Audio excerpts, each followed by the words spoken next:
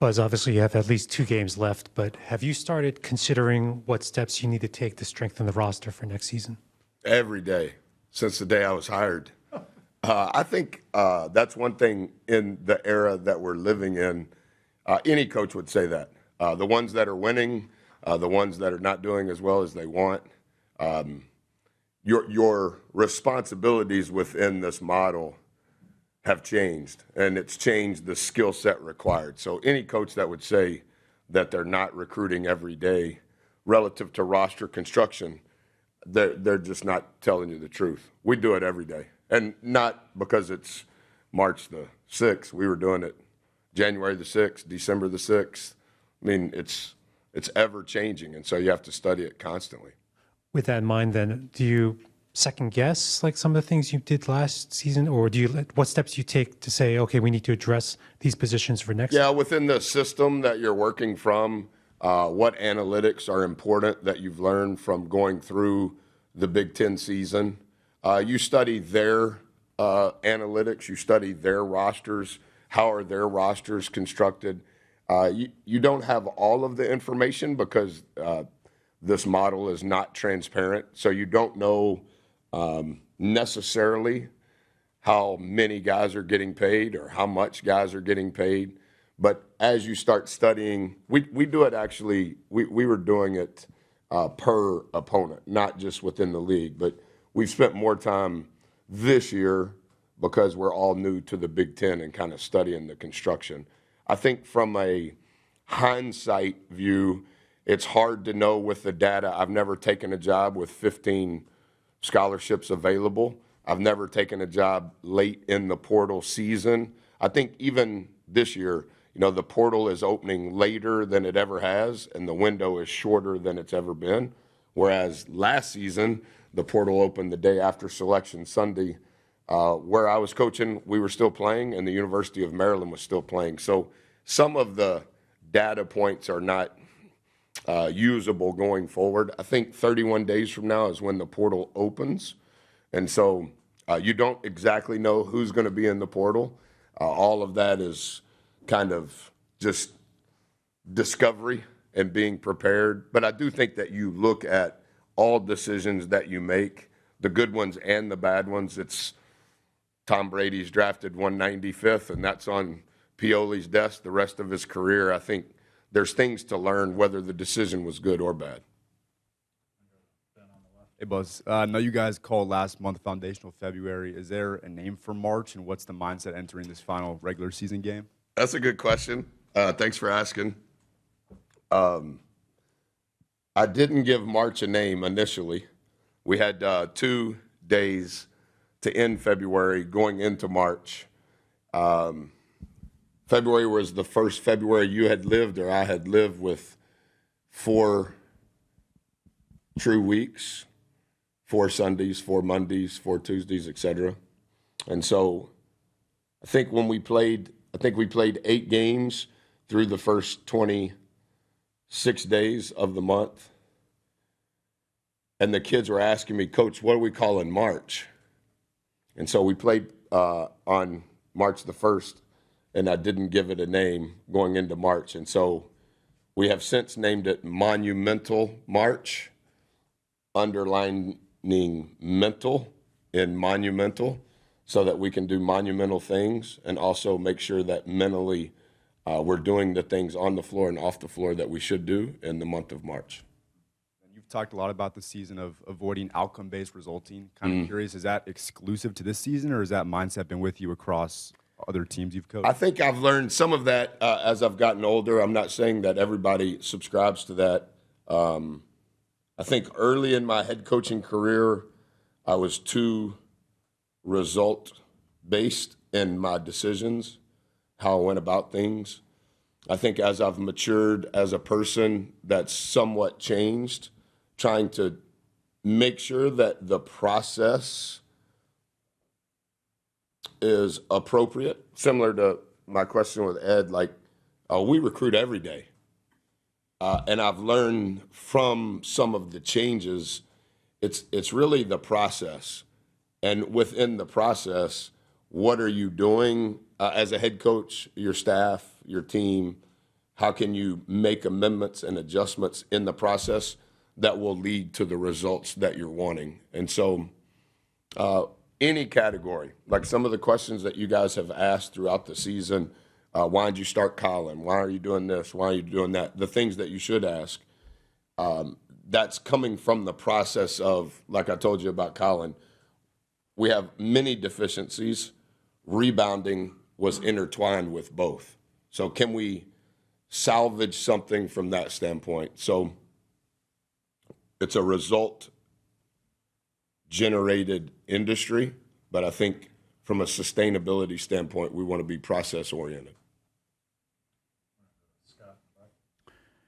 Coach, what does it mean to you to be able to honor guys on Sunday who took a leap of faith to help start to build a program with you that won't be here when the program gets to where you want it to be, but started kind of the get their nose dirty, starting to build it with you?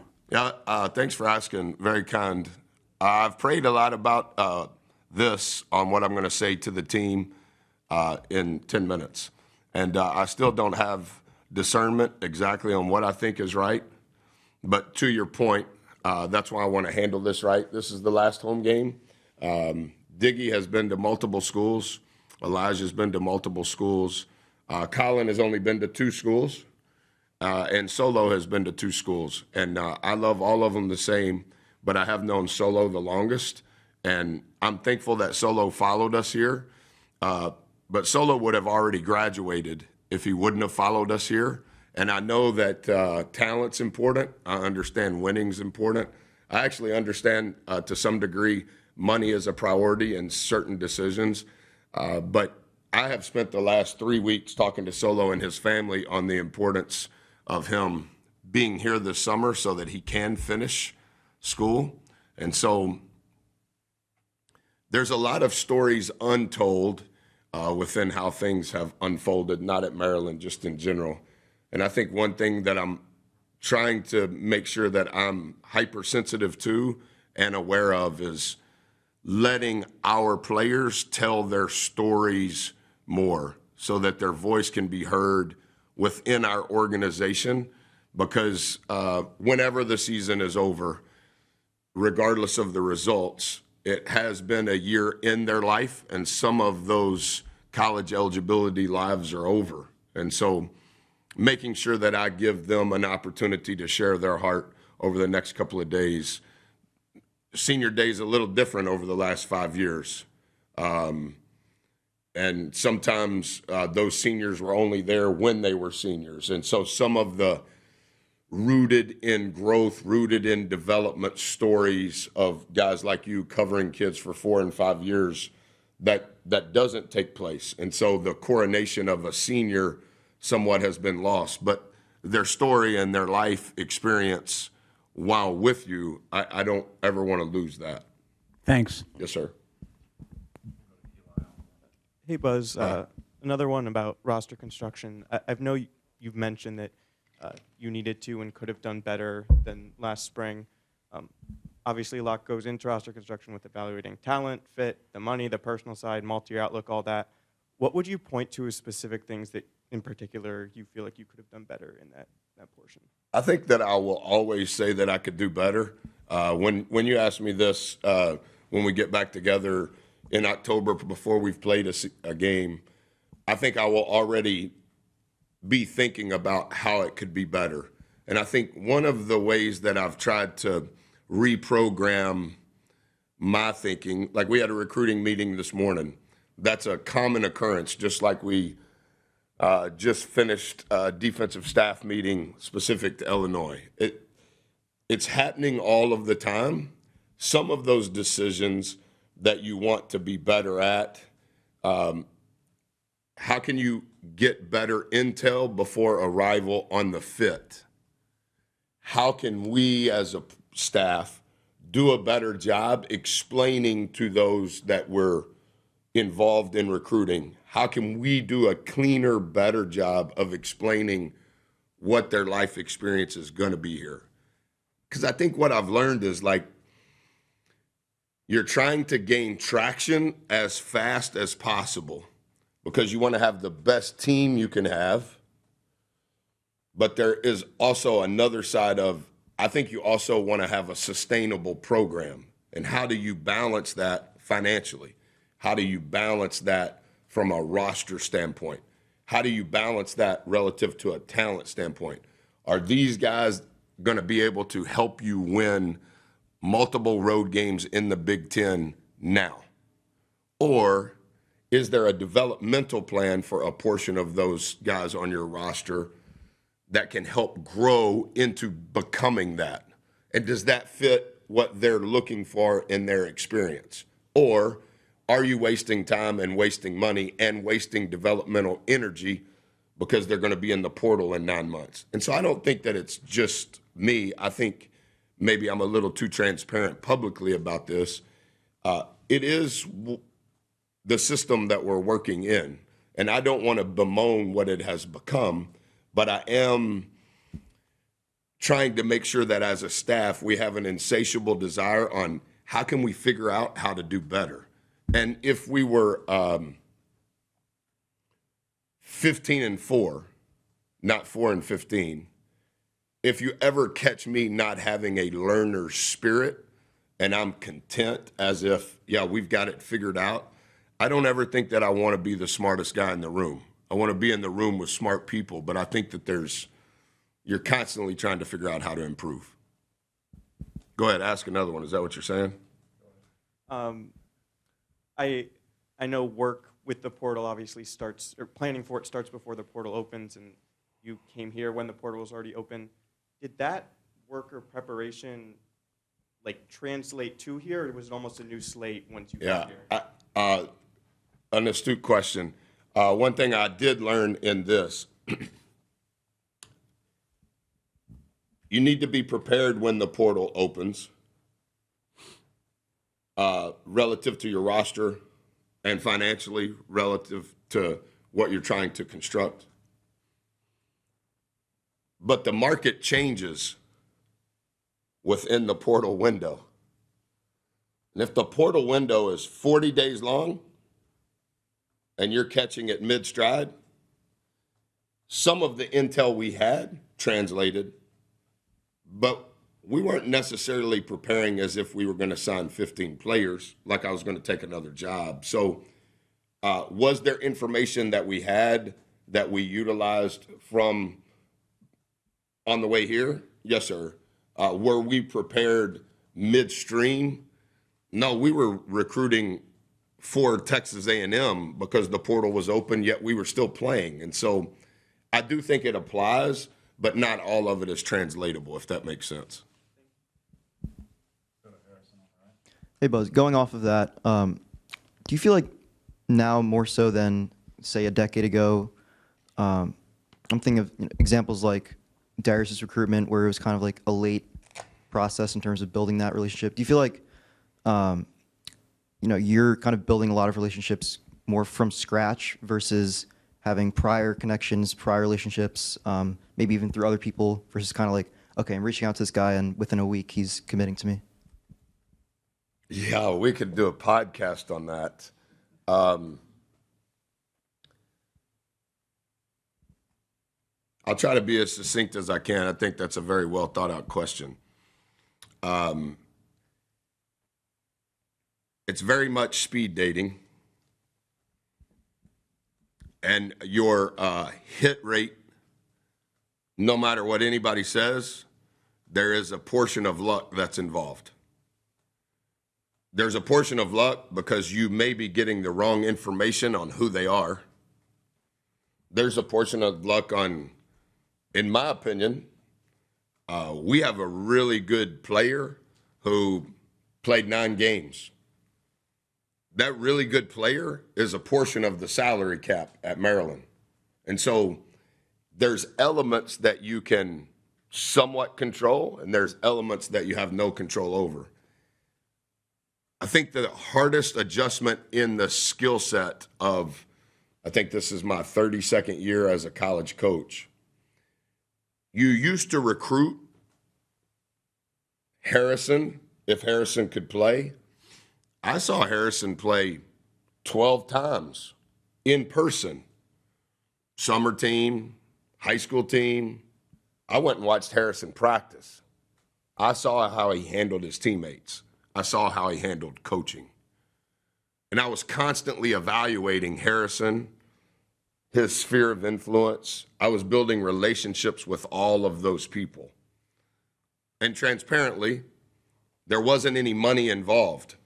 And so the conversation and the depth of things that mattered for Harrison and his family or those in his sphere, some of those priorities have now changed, but some of the decisions that we make now have changed too. And so you want to make the best decision you can with the most accurate and reliable information possible, but there is an element of pace involved in knowing when to hold them, knowing when to fold them, knowing when to go all in, knowing when to pass, and understanding the rhythm of that. And that's why you have to recruit every day, whether you're good or bad, because categorically you're going to have a new team every year. And so you're recruiting everybody every day, trying to get information, many of which the relationships that were built in the first 25 years of my career, some of those relationships still are important. And now it's building, it's a new job, it's a new industry. So it's a new grouping of relationships. Thanks for the questions about Illinois. Top 5 team, they're pretty good. If you want to add that. Thank you, guys. Hey, Elijah, I know this year may be a little different than what you expected, but what's it been like for you and what are you looking forward to on senior day? Yeah, last home game, when we played at Wisconsin before the ball was tipped, I was like, wow, this is the last road environment I'm going to be a part of in college. This experience hasn't gone the way that I dreamt it would have, but, it's gone in a way that, I've learned a lot from, not by choice, but by just having to endure through losing, through guys being hurt, guys not being able to practice. But I'm proud of the way our team has battled, especially the young guys, being a lot of their first time in college experiencing this. They haven't quit. They haven't, not paid attention. And all the freshmen have done an amazing job. Kind of on the note of the freshmen, Elijah, you've been around a bunch of different guys, a bunch of different programs. With Andre specifically, have you seen him grow more as a basketball player or more as a person this season, and kind of what's gone into that? Yeah, probably both, I would say. When freshman, he's a redshirt freshman, so he was in college last year, but a lot of guys, you start to see them grow in that second half of conference play. Like, I remember my sophomore year, it was my first time playing. Like, when you get into the second half of the year, you feel older.